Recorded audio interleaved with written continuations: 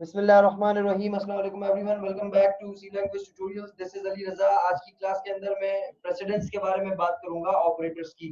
Precedence कहते हैं तरतीब को, और किस तरीके से एक एक्सप्रेशन के अंदर ऑपरेटर्स जो है वो सॉल्व होते हैं, वो हम डिस्कस करेंगे। आसान अल्फाज में, अगर आपको मैथमेटिक्स का बैकग्राउंड आपका है या आपने मैथमेटिक्स पढ़ी है, और यकीनन पढ़ी होगी, तो आपने उसमें बॉडमास का रूल फॉलो किया होगा, brackets of division, multiplication, addition and subtraction. तो that is the order we solve an expression.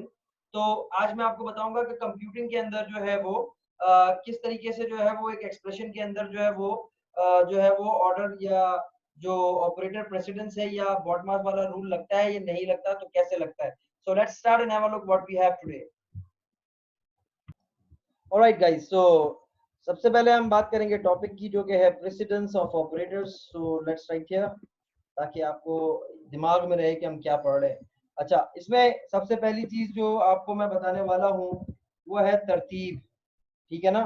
और वो तरतीब बेसिकली कुछ इस तरीके से है कि जब हम एक एक्सप्रेशन लिखते हैं, फर्ज कर लें कि यहाँ लिखा हुआ x equals to 5 + 6 multiply by 45 divided by 2, और 3 + 7 -56 divided by 7, 67 multiply by 4 plus 50 semicolon.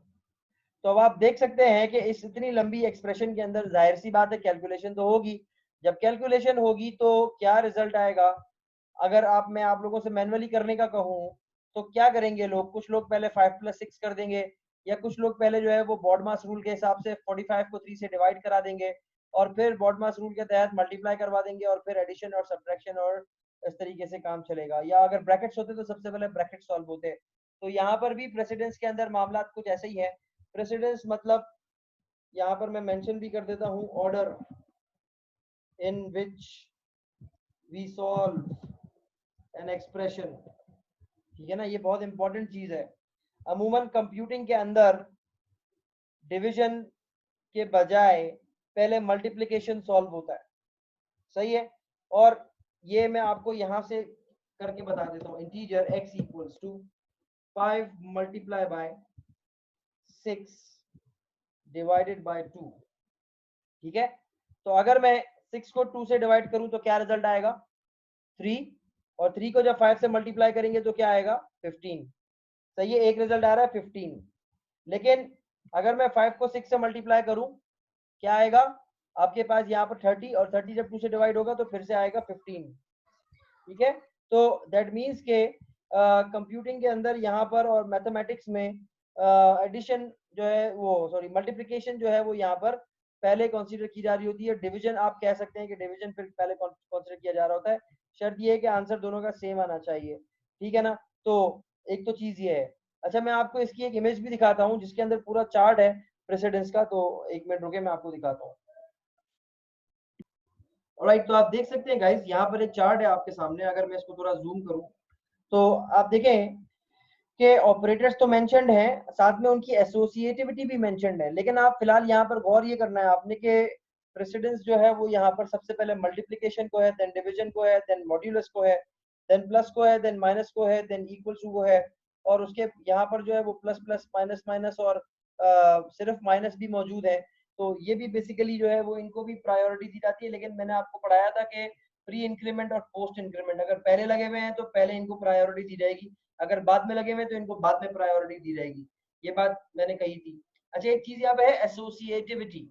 Associativity का मतलब ये होता है कि आपका कौन सा ऑपरेंट कहाँ जाएगा, या इस ऑपरेटर का झुकाव किस तरफ होगा। मतलब मैं हमेशा ये कहता हूँ, जब हम प्लस करने की बात करते हैं तो a प्लस बी, मैं कभी भी ये नहीं कहता a प्लस बी को कि ये b प्लस ए है, मैं उल्टा उसको कभी भी नहीं पढ़ता। तो लेफ्ट से राइट की तरफ उसको पढ़ते हैं। इसी तरीके से a divided by b, a multiply by b, तो a लेफ्ट हैंड साइड पर है, b राइट हैंड साइड पर है, a मॉड्यूलस b। सही है। लेकिन यहाँ देखें, राइट टू लेफ्ट। सही है। तो यहाँ पर क्या लिखते हैं हम, x इक्वल्स टू 5। तो 5 जो है वो लेफ्ट हैंड साइड को असाइन हो रहा है, 5 is going to the x। Okay, so from right to the left. I hope it is clear to everyone. तो a प्लस b, इसका मतलब ये है पहला वाला दूसरे वाले में प्लस हो रहा है, a माइनस b पहला वाला दूसरे वाले में माइनस हो रहा है। राइट। तो आई होप आप लोगों को ये बात समझ में आ गई होगी। तो कौन सी चीज किस तरफ जाती है उसको एसोसिएटिविटी कहते हैं यहाँ पर सी लैंग्वेज के अंदर और डिफरेंट प्रोग्रामिंग लैंग्वेजेस के अंदर। तो खैर आप लोगों को क्या समझ में आया कि यहाँ पर जो आपका बॉडमास वाला रूल है BODMAS, तो यहाँ पर इसको थोड़ा सा आप ऐसे कर लें BO, एक मिनट, BOMDAS। ओके, क्यों? क्योंकि मल्टीप्लीकेशन यहाँ पर पहले कंसीडर की जा रही होती है अमूमन प्रोग्रामिंग लैंग्वेजेस के अंदर और यहाँ पर भी सही है। तो खैर इसका आउटपुट दोनों एंड से आप प्लस डिवाइड कराएं या मल्टीप्लाई कराएं, कुछ भी कराएं, तो आउटपुट इसका सेम ही आएगा।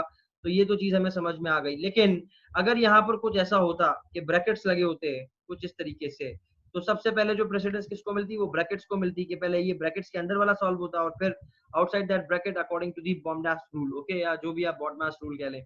अच्छा, तो ये चीज जो है वो आप लोगों को समझानी थी इस लेक्चर के अंदर कि जब आपको एक एक्सप्रेशन दी जाए तो उसके अंदर आउटपुट उसका क्या आएगा as per the rule of evaluation of the operands and the operators. अगर मैं यहाँ पे ऐसे लिख दूं 8 - 7, तो अब आप खुद इससे अंदाजा लगा सकते हैं, आपको आइडिया होगा इस रूल के तहत कि सबसे पहले डिवीजन मल्टीप्लाई होगा, फिर डिवाइड होगा, फिर प्लस होगा, फिर माइनस होगा। सही है। इसी तरीके से अगर मैं यहाँ पे जो है वो ये कह दूं कि और ऑपरेटर्स भी होते हैं, लाइक लॉजिकल ऑपरेटर्स होते हैं, रिलेशनल ऑपरेटर्स होते हैं। तो अगर कुछ ऐसी कंडीशन आ गई कि कुछ ऐसा लिखा हुआ है 5 × 6 divided by 2 - 4, something like this. तो अब यहाँ पर देखें, पहले अरिथमेटिक सॉल्व होगा, उसके बाद रिलेशनल ऑपरेटर चेक होगा अगर किसी एक्सप्रेशन के अंदर आप ऐसा करते हैं तो। आई होप इट इज क्लियर।